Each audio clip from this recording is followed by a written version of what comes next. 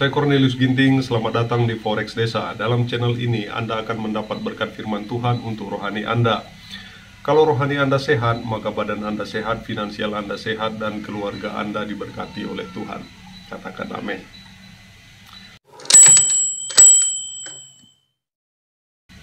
Apa yang ada di pikiran Anda ketika melihat kerudung, hijab, atau jilbab? Ya, wanita muslim. Tapi tahukah Anda bahwa bukan hanya wanita muslim yang mengenakan hijab?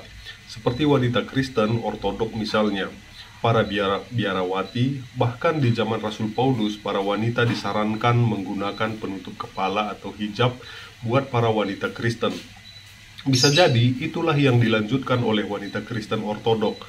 Bahkan masyarakat Timur Tengah ya umumnya mengenakan hijab atau cadar dalam budaya dan keseharian mereka, terlepas apapun agama dan kepercayaan mereka.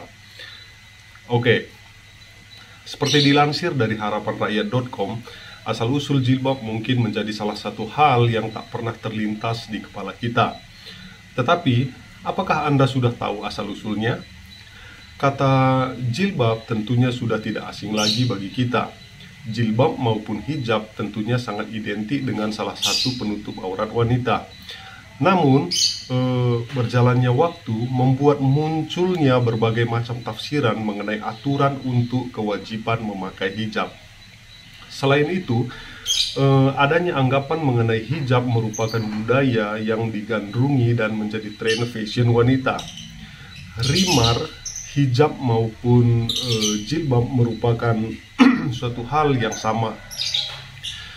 Ketiganya juga memiliki makna kain yang digunakan untuk menutupi kepala serta dijulurkan sampai ke dada seseorang perempuan atau muslimah.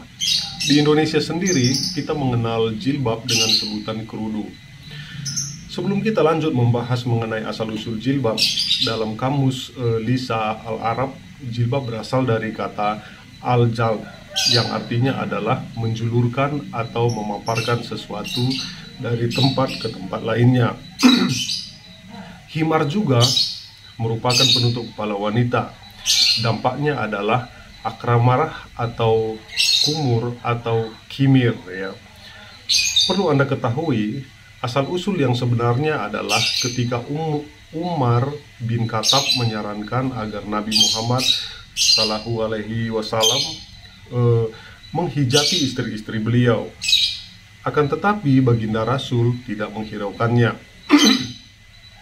Mengetahui hal tersebut, Umar sangat antusias supaya ayat untuk menggunakan hijab diturunkan. Sejarah pemakaian hijab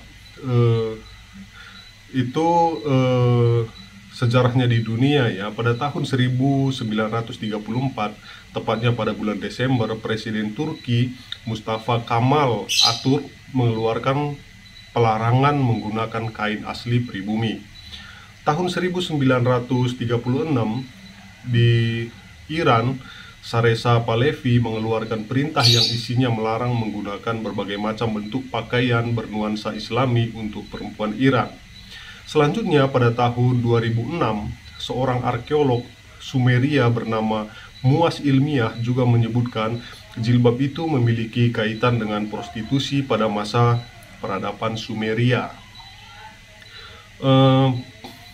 Padahal sebenarnya asal-usul jilbab sudah ada sejak peradaban Sumeria, khususnya di wilayah Mesopotamia, kira-kira 5000 tahun silam. Bahkan jauh sebelum agama Islam dan Kristen hadir dan berada di dunia ini. Pada saat itu juga sudah banyak perempuan yang mengenakan jilbab. Memang mereka menggunakan jilbab ketika bekerja di prostitusi kuil-kuil untuk membedakannya dengan biarawati. Pernyataan tersebut membuat dia digugat di pengadilan Turki. Akan tetapi pada akhirnya ia juga bebas. Lalu pada tahun 1983, Indonesia juga mengalami perdebatan tentang penggunaan hijab. Perbedaan tersebut antara Menteri Pendidikan dan Kebudayaan Nugroho Noto Susanto yang kemudian MUI merespon. Nugroho menjelaskan bahwa seorang pelajar yang memiliki alasan harus memakai kerudung, nantinya pemerintah akan membantunya pindah sekolah yang penggunaan seragamnya memakai jilbab. Sebelumnya, Menteri Pendidikan dan Kebudayaan mengadakan pertemuan dengan Majelis Ulama Indonesia. Mereka menegaskan bahwa seragam haruslah sama untuk semua orang yang memiliki kaitan dengan peraturannya. Karena jika tidak demikian, maka bukanlah seragam. Pada masa dahulu, hijab menjadi pakaian adat. Bahkan di Mesopotamia dan Persia, hijab merupakan bagian dari tradisi. Tujuannya adalah untuk membedakan atau sebagai pemisah antara laki-laki dan perempuan. Tradisi ini juga merupakan tradisi Helenistik dari Bizantium. Selanjutnya berlanjut dalam Kode Hammurabi sekitar 2000 tahun sebelum Masehi. Lalu juga Kode Assyria sekitar 1500 tahun sebelum Masehi. Pada akhirnya, Islam mulai menyebar sampai ke Madinah melalui Nabi Muhammad SAW sekitar tahun 570 sampai 632 Masehi. Titik dari situlah menyebar melalui Timur Tengah sampai ke Sahara Afrika. Selanjutnya menyebar sampai ke Asia Tengah dan Laut Arab. Masuknya Islam ke Eropa juga menjadikan asal-usul jilbab menjadi sebuah bahagian dan budaya yang tak terhitung jumlahnya. Walaupun begitu, baru belakangan ini beberapa negara Islam mewajibkan semua wanita menggunakan jilbab. Kewajiban menggunakan hijab adalah ketentuan untuk menggunakan hijab sudah terkenal di beberapa kota tua, misalnya adalah Mesopotamia, Babilonia, dan Assyria. Hingga pada akhirnya pakaian hijab telah menyebar dan menembus batas-batas negeri, tak terkecuali bagian utara dan timur Jazirah Arab. Ada Damaskus, ada Baghdad yang juga pernah menjadi ibu kota politik Islam saat dinasti Muawiyah dan Abbasiyah.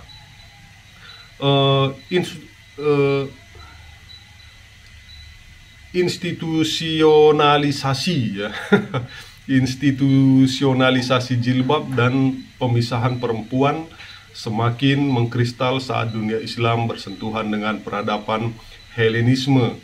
Pada saat itu juga Persia berada di kedua kota penting tersebut. Sebenarnya asal-usul jilbab sampai sekarang ini memiliki perjalanan yang panjang, sebagaimana penjelasan pada bagian di atas tersebut. Oke, semoga informasi mengenai asal-usul jilbab tersebut bermanfaat untuk kita semua. Saya Cornelius Ginting mengucapkan terima kasih.